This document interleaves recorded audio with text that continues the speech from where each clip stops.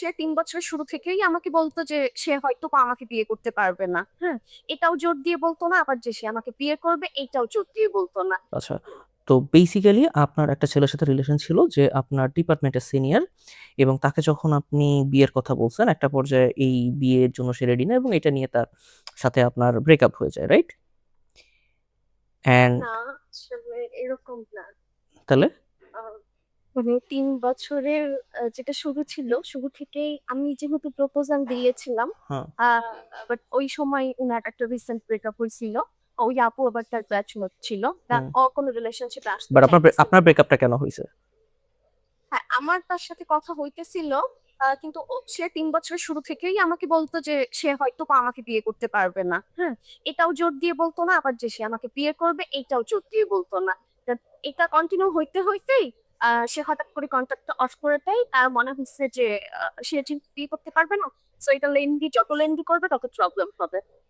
That সে যোগাযোগ of করে দেয়।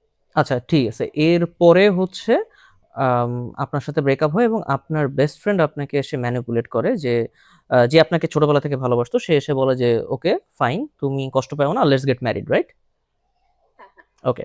সো আপনি আপনার বেস্ট ফ্রেন্ডকে বিয়ে করেন অ্যান্ড বিয়ের ৩ মাস পর আপনার সেই ছেলেটা যে আপনাকে আ কমিটমেন্ট দিতে পারে নাই, সেই ছেলেটা ফেরত আসছে। জি। আচ্ছা, সেই ছেলেটা ফেরত এসে আপনাকে হচ্ছে এখন সে আপনাকে আবার ফেরত পেতে আছে, তাই তো? হ্যাঁ, এরকমই। আচ্ছা, এখন মানে সে কি বলছে যে সে এখন বিয়ে করতে পারবে? নাকি এখনো সেটা বলতেছে না? নাকি সে জাস্ট কষ্ট প্রকাশ করতেছে? আ কষ্ট এখন মানে ১ম এ বলতেছিল যে সে বিয়ে করবে। আচ্ছা তুমি চলে আসো। আমি এখন বিয়ে করব এইরকম। আ আবার সেটা ২ দিন হোল্ড হইলে তার মনে হয় যে এটা ইমোশনালি একটা ডিসিশন নিয়ে ফেলতেছে। বিয়ে করাটা হয়তোবা ঠিক না। উম বাট তার যে মানে তার যে কান্নাকাটি বা আ এখানে ওখানে পোক করে এটা ওইটা বলা, আচ্ছা। মানে ওকে। সো এইগুলো মানে সে আমাকে এখনো সবকিছু মিলে কনফিউজ। আচ্ছা। তার মানে সে এখনো আমাকে একদম কনফিউজ। অস্থির করে ফেলছে। আচ্ছা, সে এখনো কনফিউজ এবং আপনাকে কনফিউজ করতেছে। আচ্ছা। এখন একটা ব্যাপারে কি আপনি মানে মোটামুটি সিউর যে হচ্ছে এই যে বর্তমানে আপনি যার সাথে ম্যারিড, আপনার এই best friend, you don't love him? মানে আমার তরফ থেকে এইটুকু আমি বুঝতে পারি যে তার সাথে আমার এমনি ছোটবেলা থেকে যে বন্ডিং, ওই বন্ডিং এর মানে সাথে যে ভালোবাসাটা থাকে না যে ফ্রেন্ড এর উপর বা এতদিনের পরিচিত একজনের উপর, মানে হুম। এই ভালোবাসাটুকু আছে। তাছাড়া যে না, না, মানে আমি আত্মীয় ওইটার বলেন স্বজনের হ্যাঁ, মধ্যে এক্সাক্টলি আমি এটার কথাই বলছি। ওইরকম না, আচ্ছা। না এরকম কিছু আমি মানে ফিল করতে পারি না। ৩ মাসেও না? না। আচ্ছা। এখন আপনার সাথে যে আপনার এক্স এর যোগাযোগ হয় সে কি এটা পুরোপুরি জানে নাকি? হ্যাঁ, জানে। এটা যে ওই যে কথা হয় আমার সাথে মাঝে মধ্যেই আমার সাথে যোগাযোগ হয়। আ আমরা একদিন মানে দেখা করছিলাম এই যে প্রবলেম যখন অনেক বেশি বাড়ছে তখন। মানে সবকিছুই জানে। সবকিছু জানার পরে সে এবার আমাকে বুঝাই যে না এটা হবে না, এটা পসিবল না। সে স্টিল আপনাকে বুঝাচ্ছে। হ্যাঁ। আচ্ছা, সো আপনি মোটামুটি তাকে কনফেস করছেন দ্যাট আপনি এই রিলেশনটা চাচ্ছেন না। কিন্তু তারপরেও সে আপনাকে বোঝাচ্ছে। এই ছেলেগুলা মানে আমি জানি না ভাই। I wonder এই ছেলেগুলার মানে কই থাকে? যারা এতটা ডেডিকেটেড ইন লাভ ছোটবেলা থেকে পছন্দ করে। এরপরে মানে লিটারালি যখন আপনার ব্রেকআপ হইছে, সে একটা হোপ দেখতে পাইছে। ভাই এইবারই মেয়েকে বিয়ে করে ফেলবো। আর বিয়ের পরে যখন আপনার এক্স যোগাযোগ করছে সেটাও মেনে নিছে। ওকে। অ্যান্ড সো সে ছাড়বে না আপনাকে, রাইট?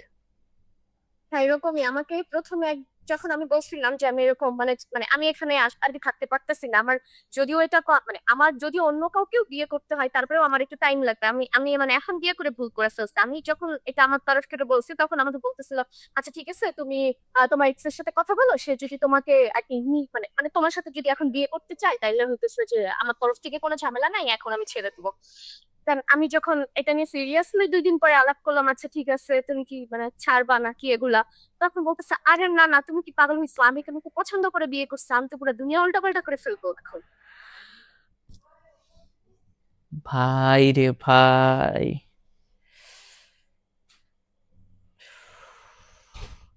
আচ্ছা, এখন মেইন কথা কি আম আপনার বেস্ট ফ্রেন্ডও আপনাকে ছাড়বে না, যাকে আপনি ভালোবাসেন না। মানে রোমান্টিক ফিলটা আসে না। অ্যান্ড সেই যে ছেলেটার জন্য আপনি তাকে ছাড়বেন, সেই ছেলেটা আপনাকে বিয়ে করবে না। সো বীচ কা বান্দার না ইধার না উধার। এখন আপনি কই যাবেন? হ্যালো?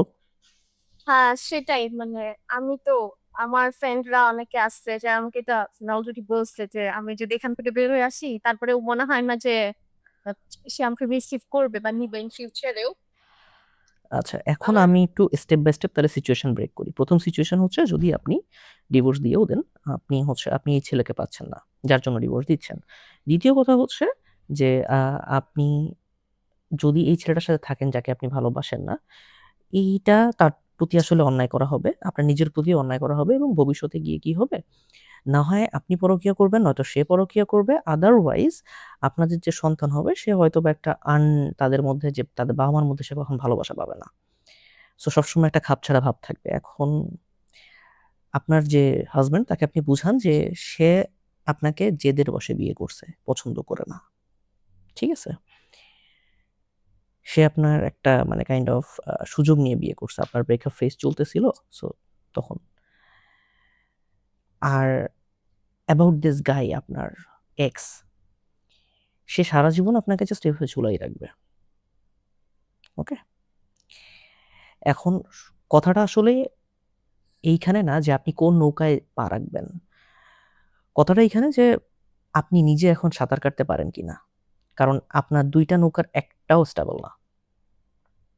আপনার এখন নৌকা ২ টা থেকেই নামতে হবে। নেমে সাঁতার কেটে পাড়ে যাইতে হবে আগে। আমি কি বুঝাইতে পারলাম আমার কথা? জি। হ্যাঁ। সো ১ম কাজ হচ্ছে আপনার এক্স এর সাথে কথা বলা বন্ধ করা। If he can't give you any commitment, আপনি কেন তার সাথে আরো ইমোশনালি অ্যাটাচ হচ্ছেন? এটা আপনার জীবনটা নষ্ট করবে আরো বেশি। অলরেডি করছে। অ্যান্ড আপনার বেস্ট ফ্রেন্ডকে এটা বুঝানো ডিরেক্টলি দ্যাট তোমার প্রতি আমার হাসব্যান্ড টাইপের ফিল আসে না। ইন ফিউচারও আসবে না। সো তোমার উপর আমার অন্যায় করা হবে। হুম? সে আসলে আ একটা কাইন্ড অফ আপনি তার জন্য একটা পাগলামি, ঠিক আছে?